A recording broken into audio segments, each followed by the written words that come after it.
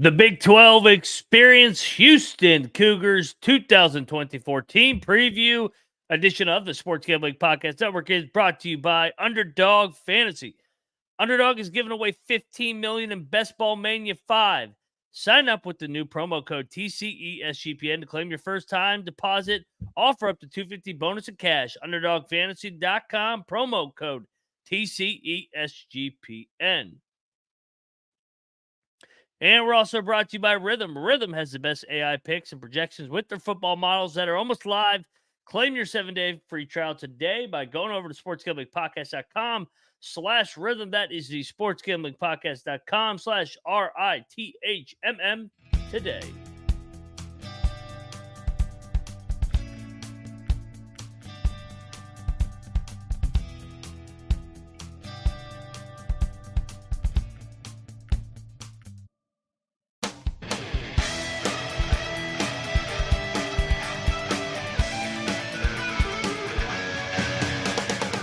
And welcome everybody into the Big 12 College Experience, part of the Sports Gambling Podcast Network. Houston Cougar style, new era in H-Town, year 2 of the Big 12 for Houston Cougars fans. I am Moneyline Mac, aka the former video coordinator for Bob Huggins and Frank Martin. And we're talking Big 12 football. We got a full house, three across today in the Big 12. First up, this guy, he's a walking contradiction because he was born in Provo, Utah. He's got family in Ames, Iowa. He lives in Morgantown, West Virginia. Co-host of the Ryan and Rush Show, Rambling Rush. Rush, what's up, man? Nothing much, man. Just looking forward to the weekend ahead, getting one day closer to football. I guess we have NFL on tonight, so that's nice too with the Hall of Fame game. But each preview we do, getting a little hungrier for these games to start. Yeah, this is preview number 7. Go check out the other 6. We did the Arizonas, Baylor, BYU, Cincinnati, and who could forget the Colorado Buffaloes? Jeez. But hey, third man in the box. You guys know him. He's always fighting a family civil war among Big 12 teams, whether it's Stillwater, Waco, Fort Worth, Cincinnati, Orlando. You guys know him as the Big 12 guru, a.k.a. the green mowing, weed growing, Troy Chewning. What's up, my man? The best golfers of all the green mowers in Northern Virginia. We won our maintenance open last night, so that was Hell fucking yeah. cool. Work that into your intro. We're waiting for the cup to get our golf course engraved on it with the year and everything, but we're definitely gonna drink some draft beer out of that thing. It's about a beer and a half, so it's a nice little. You can still chug it and not look like a scrub and get it down pretty quick and hold the trophy up and all that. So nice tall boy. Yeah, it's a good size. The one thing about this Houston preview though is you got to remember who won 4 games in Houston. There you go. One of my favorite cities. So thanks Houston for all 4 of those. Amen. Go Nats, go. I got my Nats hat somewhere. It's over there. I got my Eat Shit Pit hat, so I got that going. There it is. You always eat shit pit. All right, so let's get into Houston Cougars. So year 1, new era. Willie Fritz. Last year, Dana had a tough year. They finished 4-8, 2-7 in league play. He did beat West Virginia, unfortunately, on a Hail Mary. And probably kept West Virginia out of the Big 12 title game in a way. But in comes a heck of a ball coach. We all agree. Coming over from Tulane, Willie Fritz, 54-47 in his 7 years there. He won at Georgia Southern. He's won at Sam Houston State, not too far. He's won at Central Missouri. He's won wherever. He's won at fucking Blinn, wherever Blinn is. Yeah, please. Texas. Is that in Texas? I thought it was in Oklahoma for whatever reason. It might be in Oklahoma. Okay. I forgot the high school that he was at in Texas too. He won some state title there. He wins everywhere he goes. But bottom line, Houston's got the right guy in charge. Troy, I'll go right back to you because you're a Blinn expert. But what's Houston getting with Willie Fritz? Well, right off the bat, you're not going to have your leading rusher at like 440 yards on the season. Just you're going to run the football. You're going to play a little bit more of the style that the rest of the conference seems to be kind of moving, as we've talked about, moving away from that just straight spread offense. We're throwing the ball 55 times, 60 times a game. No, you've got teams that are going to, if you don't execute perfectly, they're going to have the ball for 7 or 8 minutes. And Willie Fritz kind of wants to do that. He wants to run the quarterback. He wants to run the ball and scheme it up with the big boys. And to have a guy like Donovan Smith come back that, pretty accurate guy, not necessarily the best passer, but I think the idea that Willie Fritz is going to want to pound the ball is going to make Donovan Smith look even better. So this seems just like a pretty good fit right off the bat. But, the first year or the first couple of years for Willie Fritz you're not going to see like it's the Death Star in Return of the Jedi. Like they're still building it. You're not going to see the full firepower, but there might be a few games where they blow some stuff up. Yeah, no doubt. And go check out our storylines. We all kind of agreed that we like this team more late in the year. Rush, your thoughts on just the overall fit and culture of Houston with Willie Fritz coming to town? Yeah, Houston, I mean, maybe not surprising, but it's been quiet off season, which isn't a bad thing, especially when you have a new coach in. Fritz, as we basically alluded to at the start of this episode, has been a winner wherever he's been. I think this Houston team is going to be in a lot of close games. We all are kind of on them, striking fire later in the season, maybe going 5-7, but that 5-7 being very promising and in an era where if you can prove yourself as a coach and really develop a program, the transfer portal can be very friendly to you. And so rebuilding doesn't take as long as it once did in college football.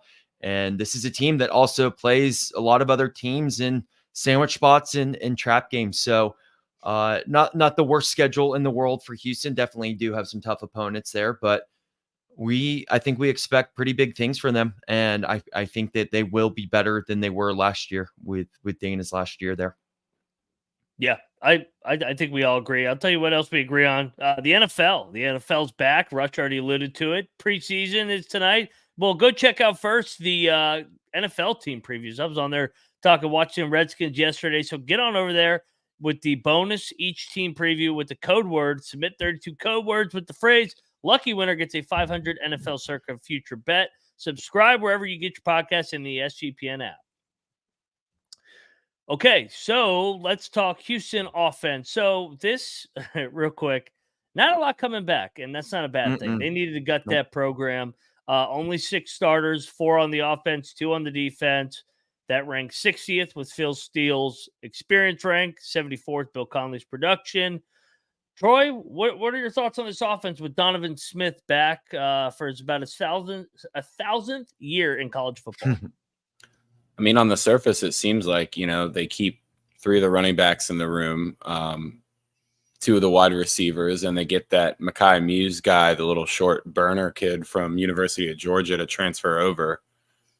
The skill positions seem like they should be okay. The offense should definitely be the strength of this team, I believe. But I do think, like I alluded to, the change in the style of play for a team that maybe not at the very, very top caliber of skill position players, you can kind of neutralize that throughout the league if you play the style of ball that, we see Kansas State and Oklahoma State sometimes get into, but Iowa State loves to do it, where we're just not going to let your good players have the ball. We'll just keep it. And,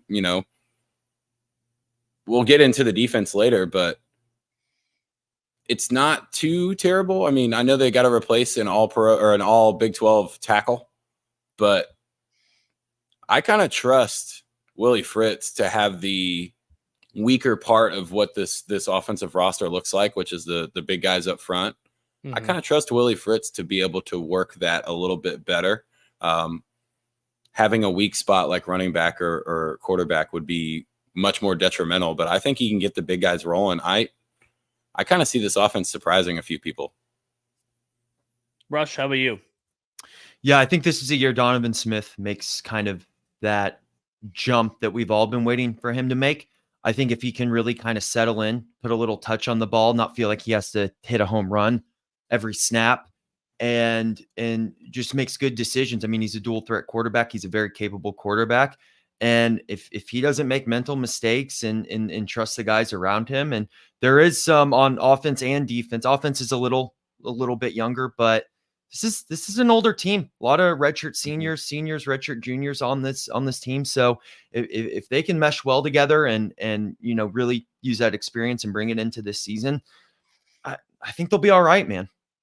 Yeah. And I was going to say, any kind of forward jump for Donovan Smith is going to make him, I think, a late round draft target. I agree. He's such a big guy that, most of the NFL scouts are going to look over and see his size and be like, man, if he can throw at that 65% completion percentage, which he's been around his whole career, if he makes a jump up this year, that 68, maybe even, 70% or the greatest 69, I think you're going to see a lot of NFL scouts kind of eye Donovan late in that NFL draft.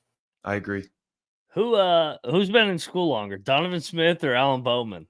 I'm trying to do the math right now. I think Bowman's got him by a year. I think they're both allowed to come back next year too because of the new rule. Because I think Donovan's first transfer was still under the old school rules where like within the league you had to sit. So I think he can apply if he wanted to come back next year. Willie Fritz could have his guy for 2 years in a row. There you go. There you go. I'm with you guys. We're in agreement on this one. We've actually pretty much seen eye to eye on almost all these teams so far. Maybe a little bit of difference of opinion on Arizona, but we both are high on Houston defensively. New defensive coordinator, clearly new coaching staff. Sheil Wood, who had a really good defense at Troy, he's coming over. Russ, what's your thoughts on this defense? I think this is probably going to be the biggest work in progress for Fritz in year one. Yeah, majority of them are transfers coming in here. One of them being former West Virginia Hershey McLaurin. So they're very old, a lot of experience on this defense. We've seen it in NIL and transfer portal era when you bring in a lot of guys, especially with experience, it can take a second to mesh there, but they'll have their opportunities. And if you can, we'll get to the schedule here in a second, but you face Oklahoma in week 2 and you do have some tough games in there, but if you can get these guys, to buy in, and even if you have these close losses at first, you could see this defense mid-season, late season, really, holding it down. And they definitely have a high ceiling. Definitely probably altogether the biggest compared to the offense, the biggest floor to ceiling ratio. But I think this team, if they can, believe in their coach, their coaching staff, and not get frustrated early, that the sky's going to be the limit for them, and we can see them really, going by the end of the season. Yep. Troy, thoughts, concerns, defense? Well, you only see a couple of guys come back, so that's a concern just looking at that right away, but not the greatest defense. So, not returning guys from a bad defense isn't always the worst thing. It's not like they had guys transferring to Oklahoma, Georgia, and whatnot that they're going to like miss on that defense drastically.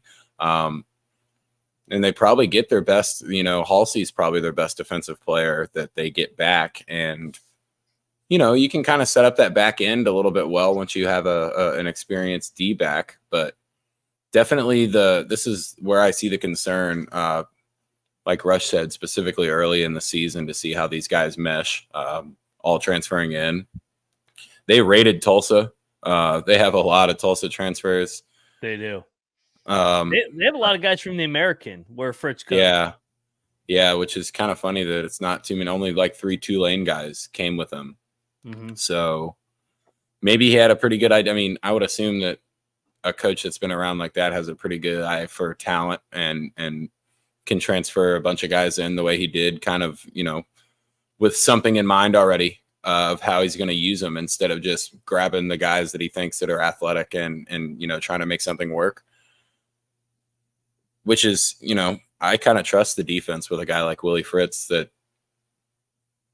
has been around for so long that these guys should be able to, mesh pretty well with the plan that's going to be given to them. Obviously, Oklahoma is a big test right off the bat, but when we talk about them being good late in the season and you look at the schedule too, that doesn't really favor them too much as well. So again, they're going to be hoping for maybe a big time upset late in their season. Just not too much. I'll have to see a couple of games of the defense really to have a really informed opinion on them all transferring in. So again, biggest worry for me though. Yeah. Agreed. I'll tell you what else I agree on is Underdog Fantasy being the absolute best. Underdog just launched their Underdog Streaks. Hit your first 2 pick'em entries, then go streaking 11-0. And if you sign up using the promo code right above my head, TCESGPN, they will claim your special pick and first time deposit offer up to $250 bonus in cash. Underdog Fantasy promo code TCESGPN. And we're also brought to you by Odds Jams. Odds Jams is one-stop shop for betting sports books. If you're interested in trying out Odds Jams, you get a 7-day free trial today using the link below. And don't forget to enter the promo code SGPN to get 35% off the first month of your subscription. OddsJam.com, promo code SGPN. All righty, we are back on the Big 12 College Experience. We talked offense, we talked defense, we talked Willie Fritz. Let's talk the over-under 3.5, 4.5. I mean, the juice is on 3.5. We'll go 3.5 on this episode. They are 150-1 to win the Big 12. Long shot. 800-1 to win the national championship. Do not bet that. What initial lean? I like the over. You guys? I really like the over. Yeah. I said it when we came on before we actually went live that I think that the over might be one of the better plays in the Big 12 this year. It just Willie Fritz is going to find a way to win games that you wouldn't think that they're going to win. And a team like this, the games that they lose is probably going to be, they're not going to be favorites in a bunch of games that they lose. So kind of a nothing to lose thing here, which always makes me lean to the over. Let's go schedule, because I think if you're going to get the over and all of us win the over, I think you got to get this first game. And I know Vegas won a bunch of games, got to the Mountain West title game, but I think they were a little bit fool's gold. I have them beating UNLV week 1. I just think that Fritz will find a way. Donovan Smith. Remember, Houston was a short favorite against Vegas last year against UTSA, and they were able to grind that out. Troy, do you have this as a win or loss against Vegas week 1? I actually have them beating UNLV and kind of impressing before this Oklahoma game, which possible reality check, but I do have them beating UNLV. Yeah. I think Willie Fritz gets his first win at Houston in this UNLV game. I'm feeling confident about that too. Do we all have a loss at Oklahoma? I Yep. don't think they're there to beat Oklahoma. Nope. Yep. Yeah, I think this could be a scary game for Oklahoma, though. Those early season games, there's always seems to be somebody that fucks with them, and it's not usually the bigger name schools. Not that Houston's a powerhouse, but Tulane. Oklahoma's not going to overlook. Yeah, I was going to say, but this could be a close one for 3 quarters, 2.5 quarters, or something like that, and then I think Oklahoma pulls away. I think we like the points in that game. I remember he fucked with them with that Tulane team a couple years ago. The week 3 game is Rice. I got them beating Vegas and Rice. Do you guys have both those home games as wins? Yeah, 2-1 to start this season, and if you're 2-1 to start, you're going to be in really good shape for hitting that over. Rice beat him last year. Yeah, on the road. I was going to say this is revenge spot. I mean, Rice is a pretty good program, but I think Houston gets this one. Okay. So we all got 2-1. Next stretch, 3 games here before the bye. The first 3 Big 12 games at Cincinnati, Iowa State at home, at TCU. Do they get 1?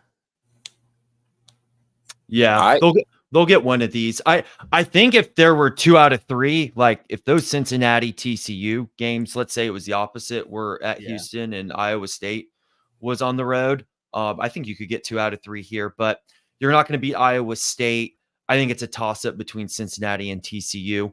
Obviously Cincinnati being a former American team, so they have history there. And then TCU, it being a Texas game, so there'll be a little bit of a rivalry aspect. They'll split the Cincinnati TCU. I'm probably leaning Cincinnati, so I'll say 1-3 with 3 wins at this point.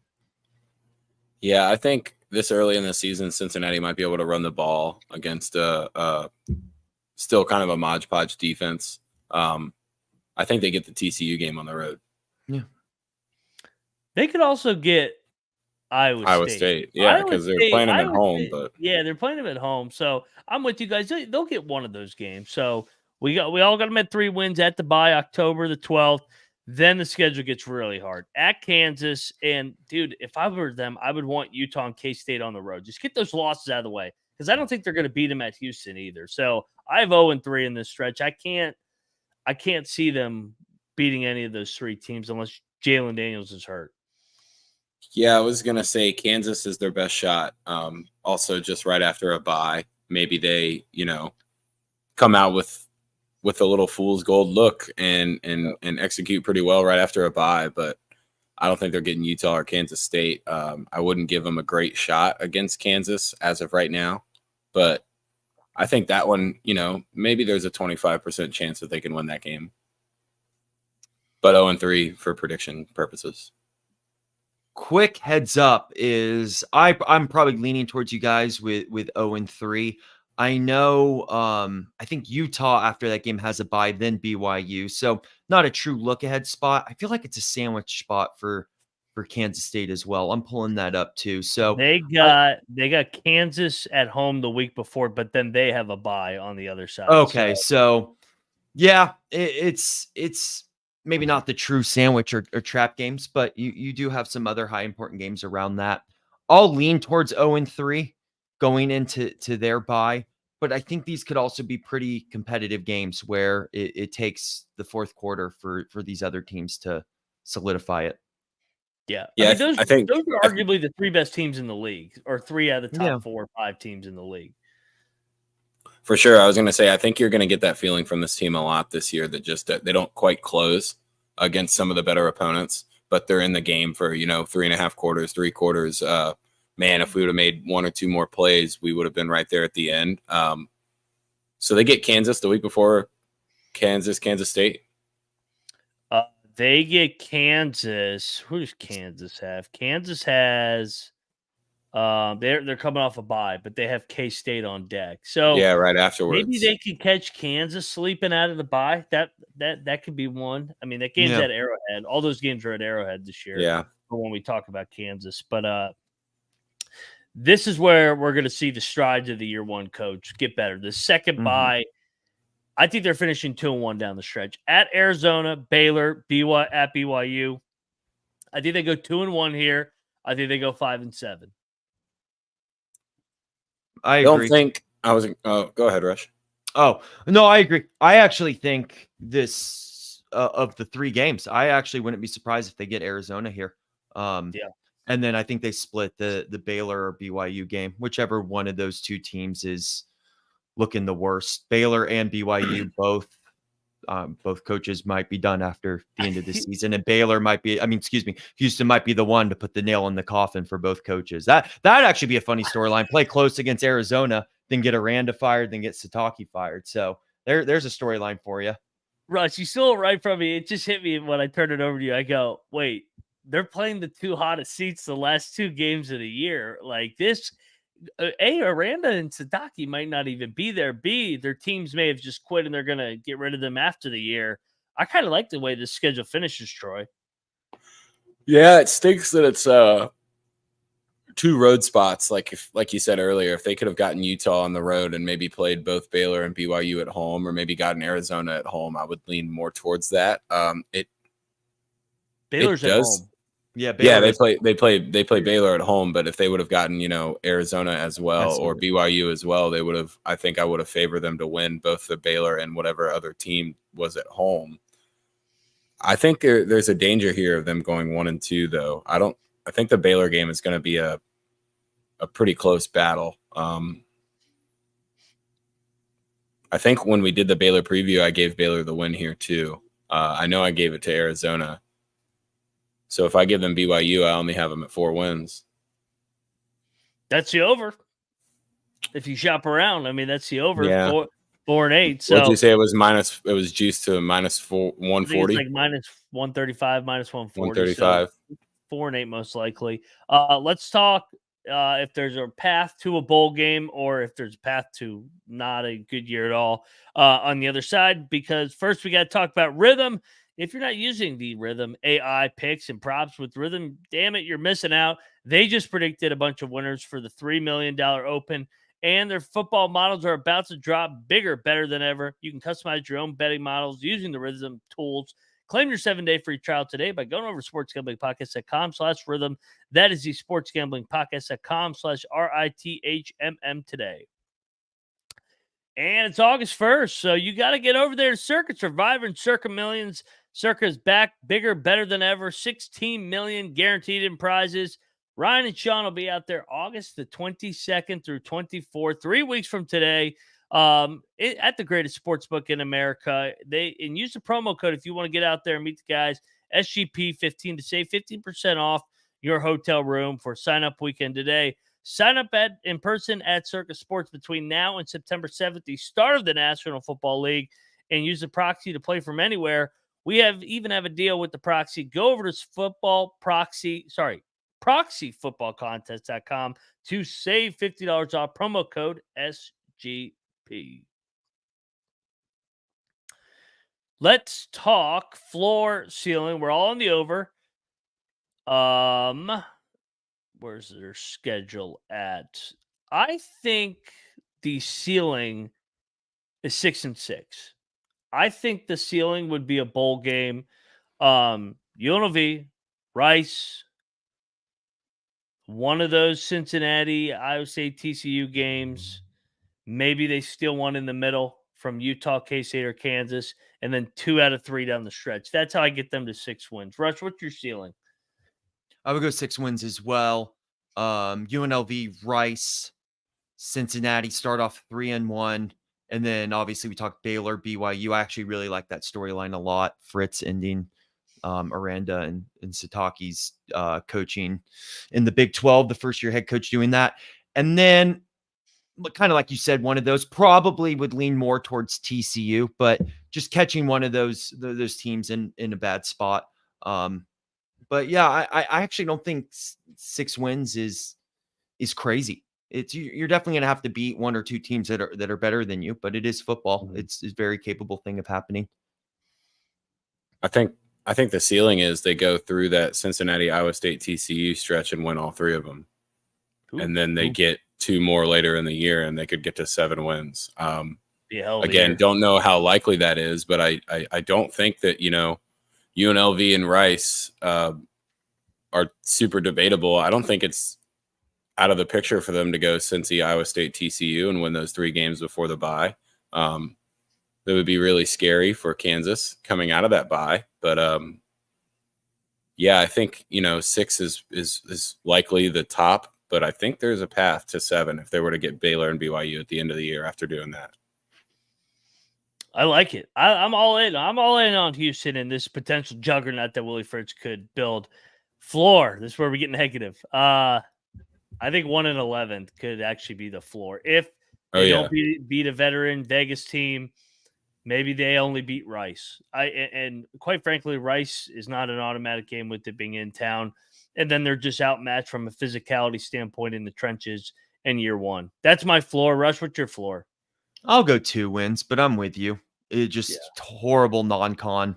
Maybe only get 1, and then you figure out some type of win later in the season or something. But I'll say 2-10. Yeah, I guess there is a world where they go 0-3 in the non-con if Rice were to be able to get them. Yeah, that would be bad. I don't necessarily want to go 1 win because it's Willie Fritz, and it seems like playing this many games, Willie Fritz is going to find a way to win more than 1. But I wouldn't be, it wouldn't be ultra surprising for them to just kind of be dysfunctional as a first-year team. And then, by the time they start operating on full cylinders, maybe Baylor's having an okay year. Maybe BYU's playing well for Sataki, and it's kind of the other way around, and they do get screwed and maybe only beat Rice or something like that. But it would be pretty funny if the year they only got 2 wins, if one of them was like Utah or Kansas State, and it prevented one of those teams from being in the Big 12 title. It always seems to work out like that. So I think 2 is probably closer to the Florida. Yeah, if they had Arizona State, you would be thinking 3 would be the floor, and you're like, man, this is an easy over bet to make. But I do think there's a world where maybe it's only 1 or 2 wins. Okay. Yeah. We're in agreement. All right, we're adding a new segment because of our last episode. Colorado's new to the league. They think that they're just going to come in and run the league because Coach Prime told them so. Who wins more games this year, Colorado or Houston? I think Colorado gets them by 1 game. Rush, how about you? You had 6-6, so you probably agree. 6-6, Houston 5-7. Yeah, 1 to 2 games. Colorado's a better team. They are. I know you're trying to get everyone fired up, but I know they don't know that the more you talk shit, the more we fucking I trolled their asses. So this is the new segment of all these previews. I wish we had started with Colorado. We could have really had fun with them with like Arizona State, BYU, and Baylor. Troy, what's your take? I know you're an anti-Colorado guy. Yeah, there is no. Oh, thanks, Tibbs. Fucking scratching himself, banging on the table underneath me. I was like, why the fuck's your camera fucking shaking? Yeah, I do think Fritz is a better coach than Prime. I think a lot of people that have watched the college game would agree with that pretty easily. Not even like if you were to subtract all interviews and everything, and we were just looking at coaching resume, Fritz is significantly ahead. I do think Colorado gets him, but I don't. 4 wins versus 5 wins or something like that. It's not out of the picture that they're pretty close. There you go, Colorado fans. You got Houston beaten. They don't even get to play Colorado, so you'll never know. You'll never know. It does suck. EA Sports, go check it out. Colorado Buffalo's top 10 team. Houston's awful in that game. My brother has the game, so I was looking at the rankings. So shout out to Tim Green. I always never miss a show in the chat. Let's go Mountaineers. Cheers, beards. Let's go Ears. Guys, that concludes number 7. So we're 7 down, 9 to go, 3 weeks to go. Can't wait. Troy, besides golf, Nats, what else you got going on? That's pretty much it. Yeah, got a playing in like a 2-man scramble with my buddy Pat up at his home course in Maryland here in a week and a half. But pretty much just golf right now. Everybody get out there. It doesn't matter how hot it is. It's still golf. I'm gonna have to do something. But yeah, the chat difference between this one and Colorado is kind of funny, isn't it? Yeah, no, we don't have the primetime Colt in the Houston chat, so we need the Willie Fritz Colt. Once he wins 8 games and you're number 1 Houston fans, we'll get you some enthusiasm. Your program's headed in the right direction. Rush, what you got going on? Yeah, just healing up from shoulder surgery, getting ready for football season. We have the injury list here too. Podcasters get hurt all the time, but only kidding. It's a tough job. Yeah, very tough job. Find me at Rambling Rush. Appreciate you all, and check out the Ryan and Rush show, West Virginia side of things. Amen, baby. Big 12 basketball schedule's coming out. Best league in the damn land. Houston won it in year number 1. Can they do it again? They lost Jamal Shed. Go check out the college basketball experience. I'm there every single night. Go check out the Ryan Rush show with Rush and I talking West Virginia. Go check out the college football experience. Colby and those guys doing all 134 team previews and the FCS experience. Houston does not have a FCS team on the schedule, but they have in the past. There's some good FCS programs in the state of Texas. Go check out that podcast. We all come together as one on YouTube at the college experience. He is at Troy Chewning. He is at Rambling Rush. I can't talk. I'm on my final day of vacation, about 6-7 beers in, ready to get going. Hey, I'm ready. I'm done with vacation. I'm ready to get this damn football season rocking and rolling. We are the Big 12 College Experience, and we are out of here.